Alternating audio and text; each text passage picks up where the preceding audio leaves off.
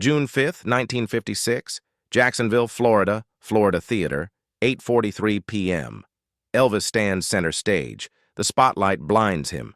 14,000 screaming fans. The sound is deafening. His guitar hangs from his shoulder.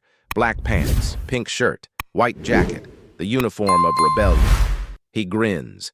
That crooked smile the world knows. But his eyes see something else. Movement in the wings.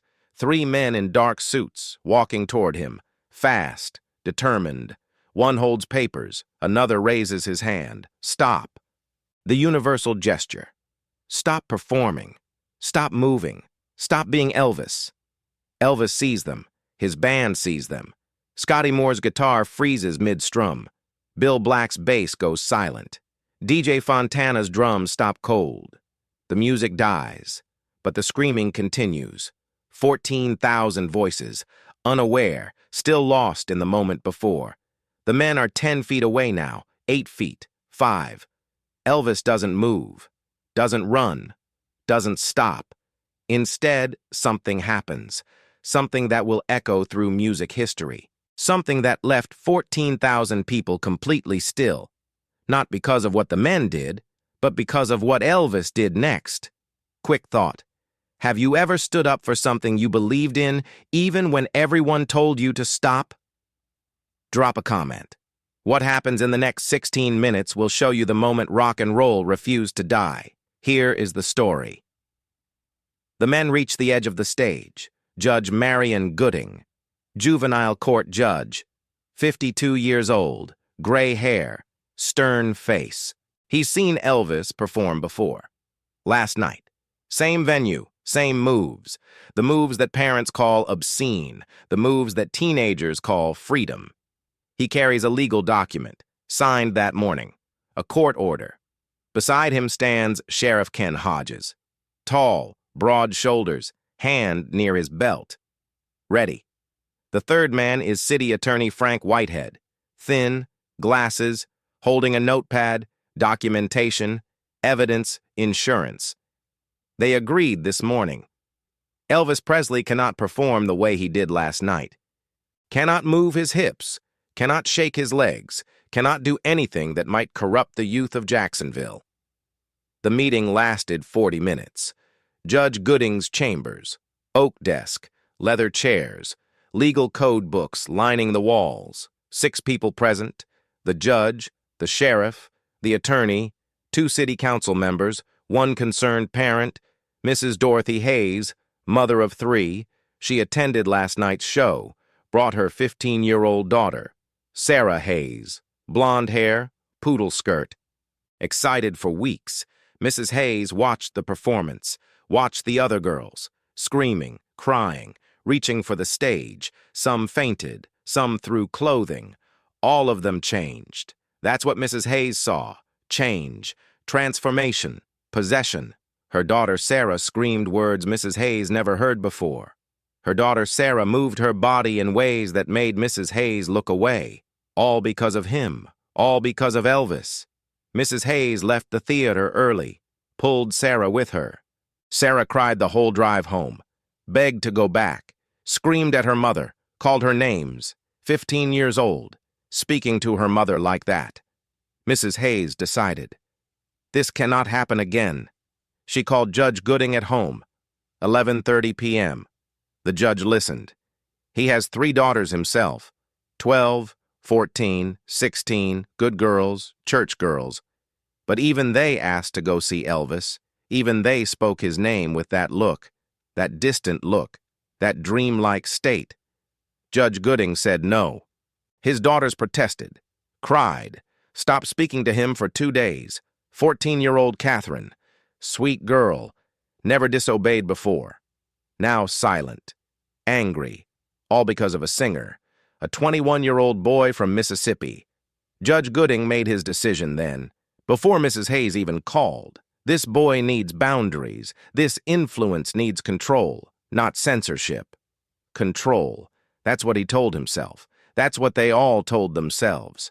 The meeting this morning was brief. Sheriff Hodges agreed immediately. He saw the crowd last night, too. saw how close things got to chaos, saw teenage boys fighting over spots near the stage, saw girls pressed against barricades until they couldn't breathe. Someone could get hurt. Someone will get hurt, unless Elvis Presley learns to control himself. City Attorney Whitehead drafted the order, legal language, formal terms.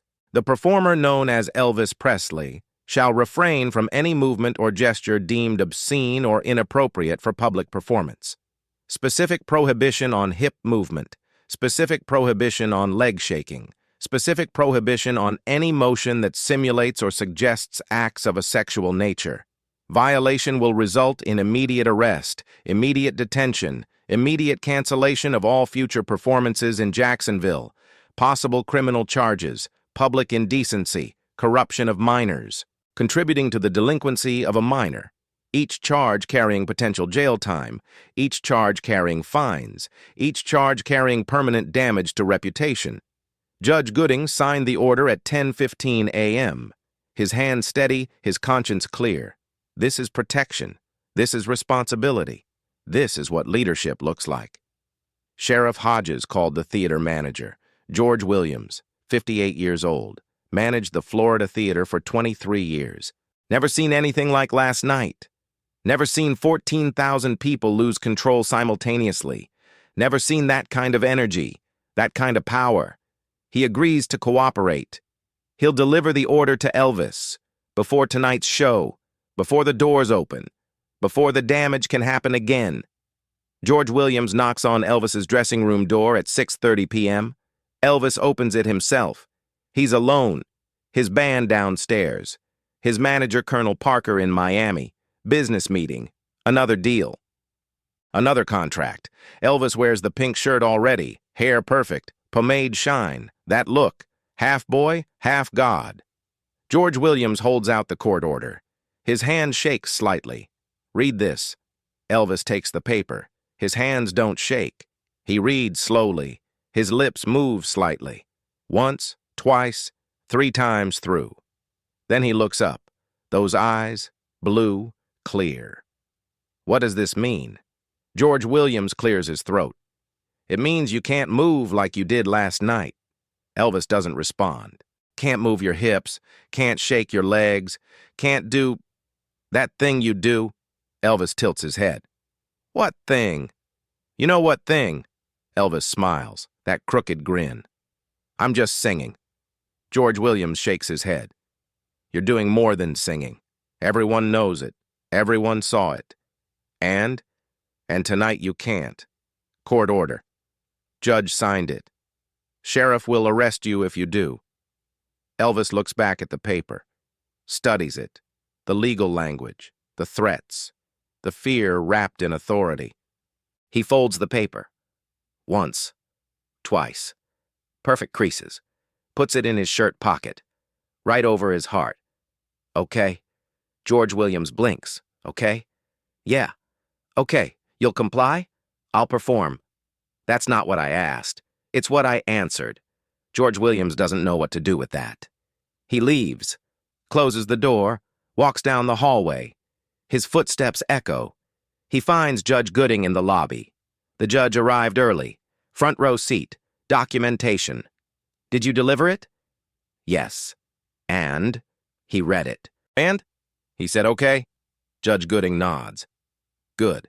Crisis averted. Youth protected. Order maintained. But George Williams feels something in his stomach. Unease. Doubt. Something. The way Elvis smiled when he said, okay. That wasn't compliance. That was something else. Now.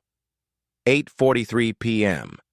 The 3 men reach the stage. Judge Gooding steps into the light, raises his hand. Elvis sees him. The entire audience sees him. Who's that? Why is he on stage? What's happening? The screaming decreases. Confusion replaces ecstasy. Judge Gooding's voice cuts through. Mr. Presley. Elvis turns fully toward him. Guitar still hanging, body still, waiting. You received the court order. Elvis doesn't answer. You understand the terms. Still no answer. Any violation will result in immediate arrest. The audience hears this. Arrest? For what? For moving? For singing? What's happening? The confusion grows. Some girls start crying, not from joy, from fear, from anger, from injustice. Sheriff Hodges steps forward, his presence clear, his authority visible, badge gleaming under stage lights. We're here to ensure compliance. Elvis finally speaks, his voice soft, almost gentle. You want me to stand still? Judge Gooding nods.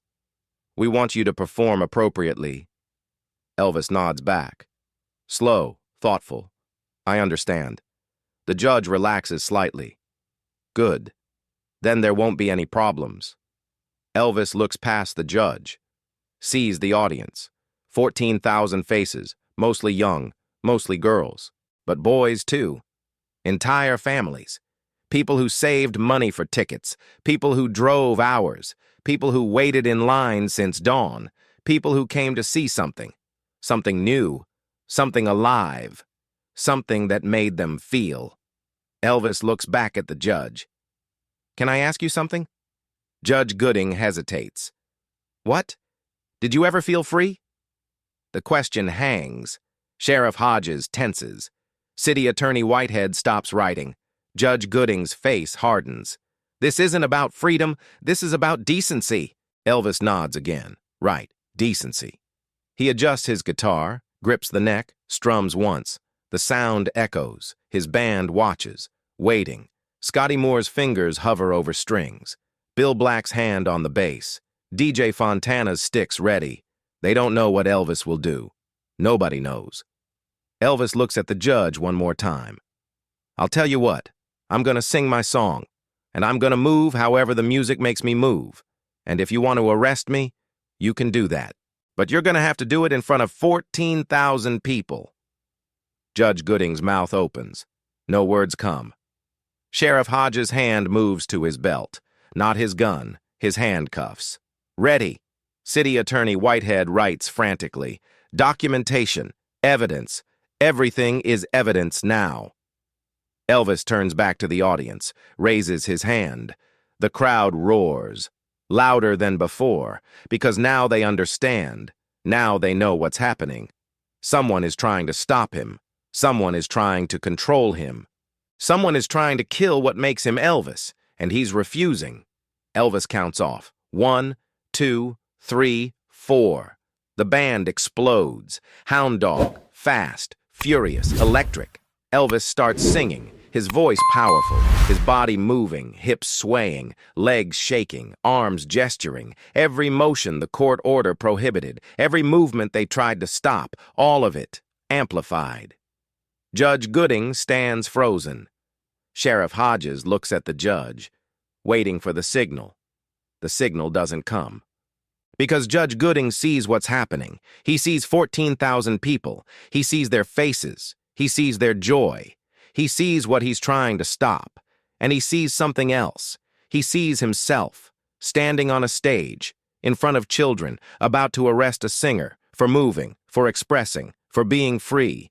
The image doesn't match his intention. The reality doesn't match his righteousness. Sheriff Hodges steps closer to the judge. Sir? Judge Gooding doesn't answer. Sir, do we arrest him? Still no answer. The song continues. Elvis sings, the band plays, the audience screams, the moment builds, higher, louder, more intense, everything the adults feared, everything the teenagers needed, all of it happening, right now, right in front of them. And Judge Gooding cannot move. Sheriff Hodges finally decides. He steps toward Elvis. 3 steps, 2 steps. Elvis sees him coming. Doesn't stop singing, doesn't stop moving. 1 step away. Sheriff Hodges reaches out. His hand inches from Elvis's shoulder. The arrest about to happen. Then something extraordinary occurs. The audience stands, all 14,000, simultaneously, like one organism, one entity, one voice. They move toward the stage, not violently, not aggressively, just forward, together. A wall of humanity. Young faces, determined faces, faces that say no. No, you will not take him. No, you will not stop this. No, you will not kill what we love. Sheriff Hodges stops, his hand suspended. He looks at the crowd. Judge Gooding sees it too. City Attorney Whitehead sees it. They all see it. This isn't just about Elvis. This is about them, about the kids, about the future pushing against the past, about change refusing to be stopped. Sheriff Hodges lowers his hand, steps back. Judge Gooding turns, walks off stage. City Attorney Whitehead follows. They leave, defeated, not by violence, not by law, by the simple power of people standing together, by the undeniable force of collective will, by 14,000 people saying not today. Elvis finishes the song. The last note rings out. The crowd erupts, cheering, screaming, crying. But then something happens.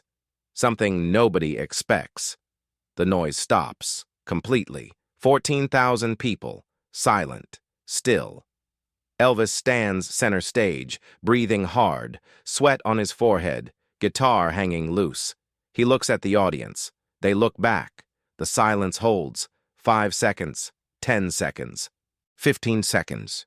No sound, no movement, just recognition, just understanding, just connection. They saw what he risked. He sees what they gave. The moment crystallizes, pure, perfect, unspoken.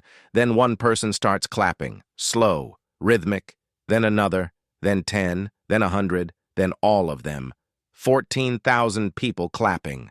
Not screaming, not losing control, clapping, respectfully, powerfully, acknowledging what just happened. Elvis doesn't smile, doesn't bow, doesn't perform. He just nods. Once. Thank you. 2 words. Barely audible, but everyone hears. Everyone feels. The applause continues. 3 minutes, 5 minutes, 7 minutes. The longest ovation in Florida theater history. George Williams watches from the wings. Tears stream down his face. He's managed this theater for 23 years, seen hundreds of performances, thousands of artists. Never seen this. Never seen the moment when music became more than entertainment, when performance became protest, when art became activism. Without planning, without agenda, just by refusing to stop being himself, just by choosing freedom over compliance, just by trusting that the audience would understand. And they did. Backstage after the show, Elvis sits in his dressing room, alone again, the pink shirt soaked with sweat, his hair disheveled, his hands shaking now that it's over, now that the adrenaline fades, now that he realizes what could have happened. Arrest, criminal record, career destroyed. All of it one decision away. A knock at the door. Come in. George Williams enters, closes the door behind him, sits in the chair across from Elvis. Neither man speaks for a long moment. Finally, George breaks the silence. That was the bravest thing I've ever seen. Elvis shakes his head. Wasn't brave, was just singing. No. It was more than that. Elvis looks up, those blue eyes tired now, vulnerable. What else could I do? Stop, comply, survive. Elvis smiles, that crooked grin, but that's not living. George Williams nods, stands, walks to the door, turns back. They're going to remember this night, everyone who was here. They're going to tell their kids, their grandkids, about the night they tried to stop Elvis and couldn't. He leaves. Elvis sits alone, the court order still in his pocket. He pulls it out, unfolds it, reads it one more time. The legal language, the threats, the attempt to control what cannot be controlled. He tears it in half, then in half again and again, until it's confetti, small pieces, meaningless pieces. He drops them in the trash. 3 months later, September 1956.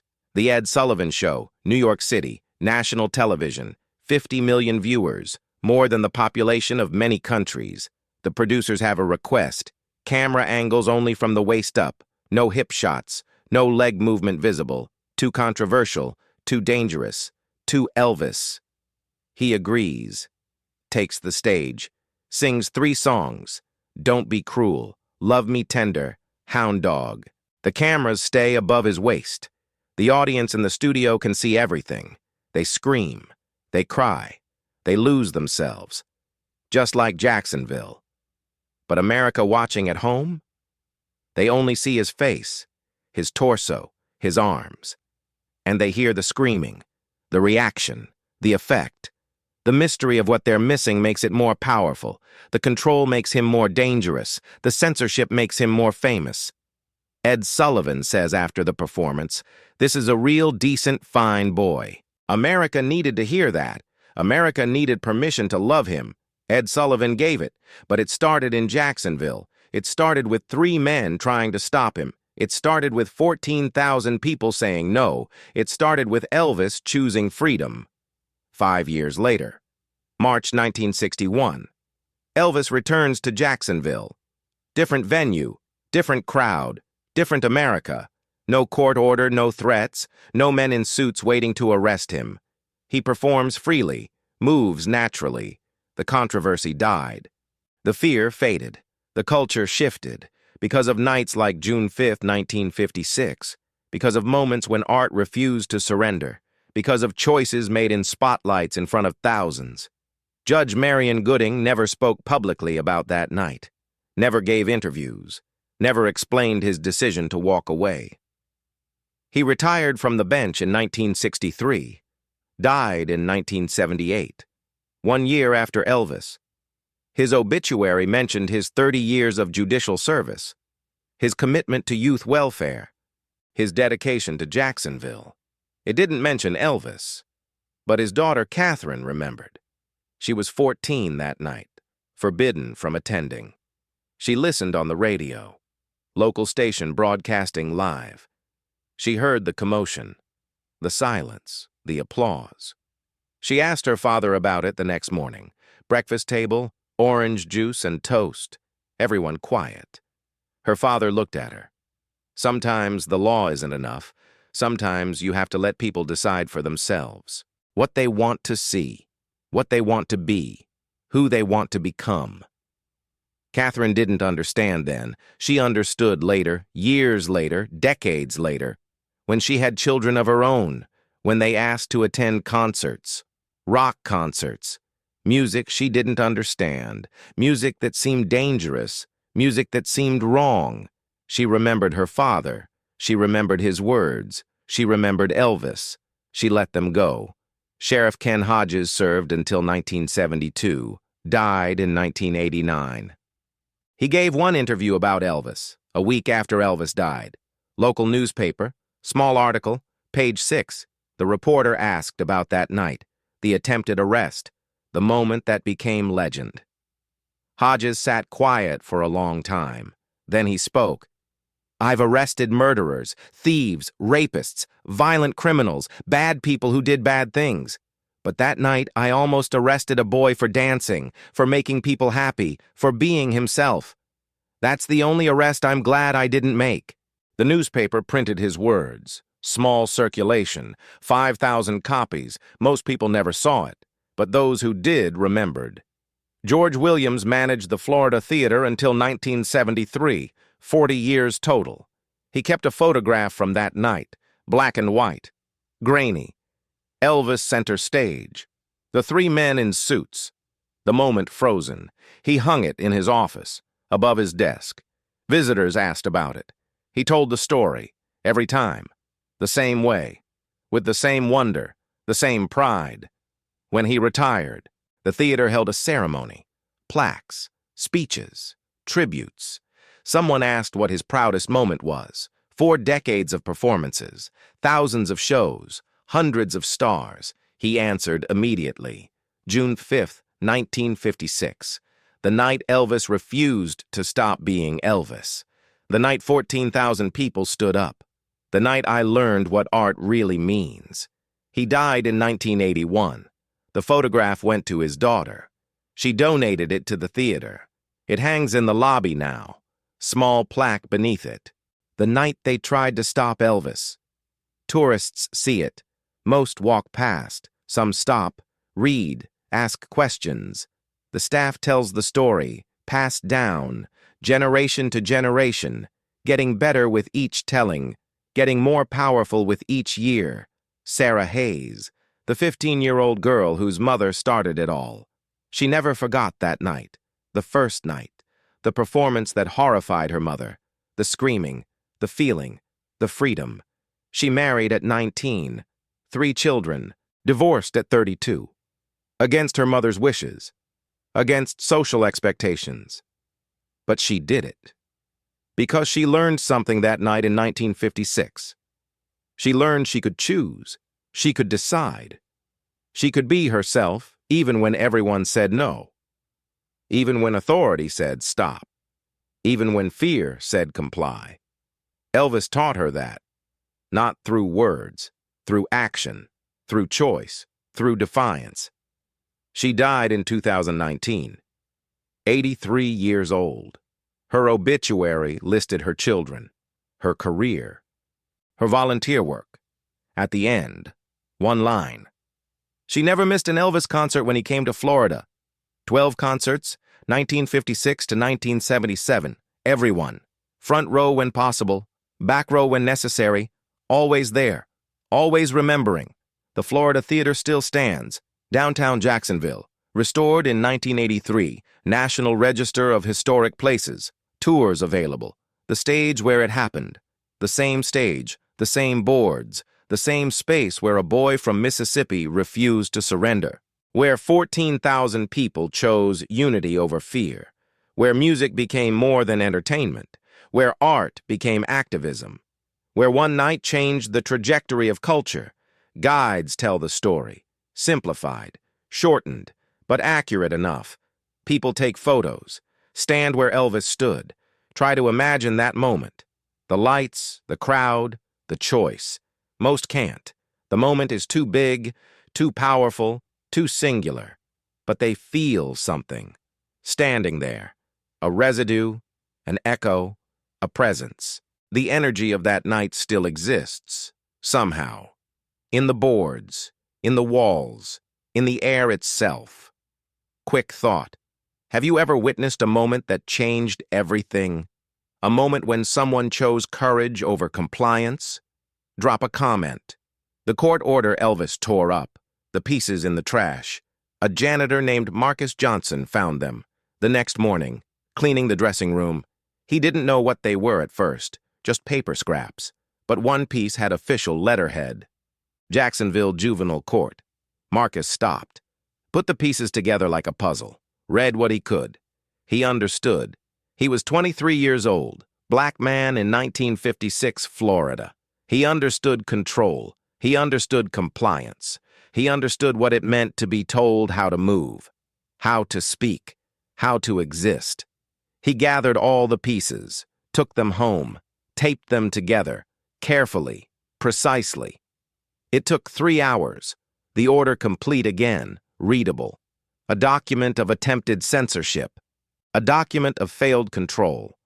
Marcus kept it, framed it, hung it in his bedroom, looked at it every day. Reminder, inspiration, proof.